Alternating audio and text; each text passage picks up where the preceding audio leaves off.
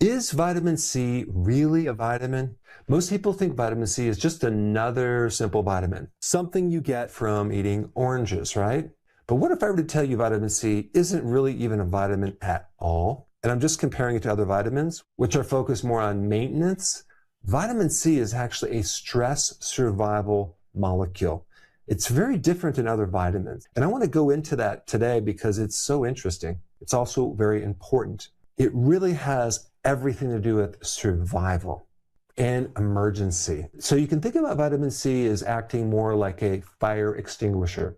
Your body uses vitamin C when you're under stress, like if you have an infection, if you have inflammation, if you have an injury, emotional stress, physical stress, like exercise stress.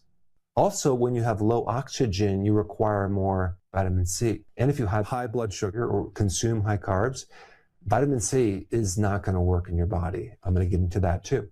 Animals have the ability to make vitamin C, and they require a tremendous amount of vitamin C when they're stressed. But humans don't make vitamin C. Humans lost their ability to make vitamin C, and I'm going to explain a theory that I have on why that is in a little bit. But we are completely dependent on getting vitamin C from our food. So I did a test on vitamin C, and I actually was very, very deficient. And I was shocked that I was deficient because I consume a lot of foods with vitamin C. In fact, I consume a lot of sauerkraut. And then in my test, it showed that I was very deficient. And I'm like, well, how can this be? One thing I was doing at that time is I was exercising like crazy. I was overtraining, creating more stress to my body, and just sucking up all this vitamin C from my diet, creating a deficiency. So vitamin C deficiency doesn't just come from your foods, it can come from stress, like overexercise. And here's something else that people don't realize. 90% of the vitamin C used in supplements is completely synthetic. It's called industrial vitamin C. It's made from corn sugar in factories, mostly overseas.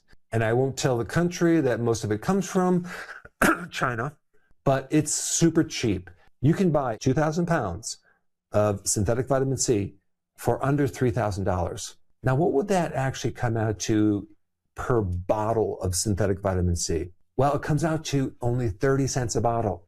So when you see a bottle of vitamin C at the store for like $5 or $10, realize it's purely synthetic, and they're making a huge markup. Even though it's cheap, you are getting a synthesized industrial version of vitamin C. In nature, vitamin C comes as a complex with many different parts. It doesn't just come as an ascorbic acid antioxidant. And if you're going to get vitamin C, read the labels, make sure it just doesn't have ascorbic acid, make sure it comes from actual food complexes, okay? Not just one individual synthetic chemical. The other interesting thing about vitamin C is the chemistry of vitamin C. It's shaped very similar to sugar. In fact, vitamin C uses the same doors to get in your cells as sugar does.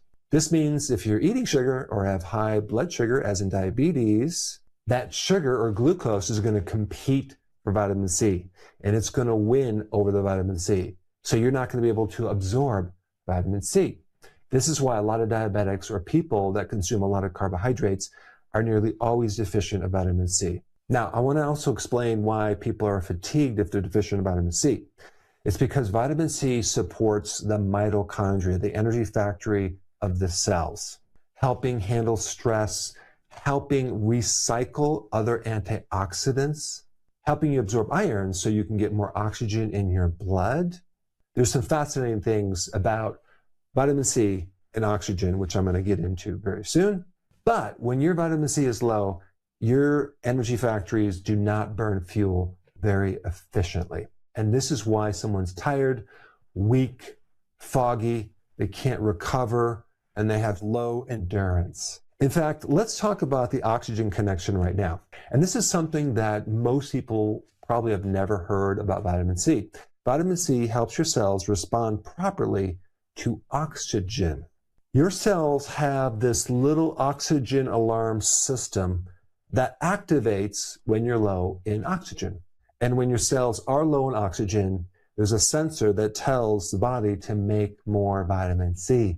When you're low in vitamin C, your cells will be suffocating because they're not going to have enough oxygen. Realize also, when I talk about lack of oxygen, I'm also talking about inflammation, because anywhere in your body that you have inflammation, you will also have low oxygen. And in states of inflammation and low oxygen, you're going to have stress in that tissue. People that don't have enough oxygen when they're exercising will not have endurance. Also, relating to scurvy, people think that scurvy is bleeding gums and loose teeth. But scurvy is the end stage of a severe vitamin C deficiency. The real problem in modern day is something called a subclinical scurvy, which is not a full-blown end stage, but it's definitely a deficiency of vitamin C. And what would that look like? That looks more like slow healing. You bruise easily. You have frequent infections, chronic fatigue, chronic inflammation. So you don't actually have to have bleeding gums or loose teeth to have scurvy. But I will say this, sometimes I'll see people with like really red gums. Their gums bleed easily when they brush their teeth. That is a major vitamin C deficiency. So if you see that, just tell the person they need to up their vitamin C. Now, where do people get vitamin C? Oranges are not the highest source. There's many other foods that have much higher amounts of vitamin C than oranges, like bell peppers, papaya, and sauerkraut. It has to be raw, okay, not pasteurized. So you're usually going to get it in the refrigerated section. But before I get in too deeply, I want to come back to that orange juice. Realize that heat and oxygen exposure lower the vitamin C. So as in pasteurized orange juice, which is most orange juice. So when you're buying this orange juice from the grocery store and thinking you're getting any vitamin C, you might want to think twice. And so if they claim that it's a good source of vitamin C, just look in the back of the label and you're usually going to see they're going to add vitamin C. But really, are they adding vitamin C or are they just adding some industrial ascorbic acid and making you think that it's legitimate vitamin C? Okay, let's get back to the sauerkraut, okay? Fermented vegetables, especially sauerkraut, are loaded with vitamin C. Kimchi also has a lot of vitamin C. Your bacteria don't make vitamin C, but they protect it. They help stabilize the vitamin C. And so the reason why there's so much vitamin C is it concentrates the vitamin C. So when you consume it, it's a very good bioavailable source of vitamin C. And if you think about our modern environment, right, we have high sugar, high stress, high amounts of inflammation, low amounts of real vitamin C in our diet. All of this equals lower amounts of vitamin C. So a couple recommendations for vitamin C. Number one, make sure you get it from your diet. I would consume more fermented vegetables like sauerkraut, at least half a cup each day.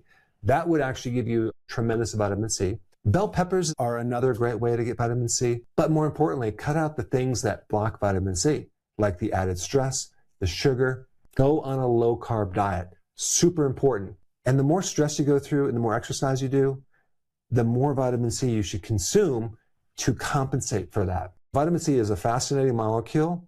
And if you have not seen my other video on vitamin C, where I talk about all the different parts of a vitamin C complex, super fascinating, I put that video right up here to check it out right now.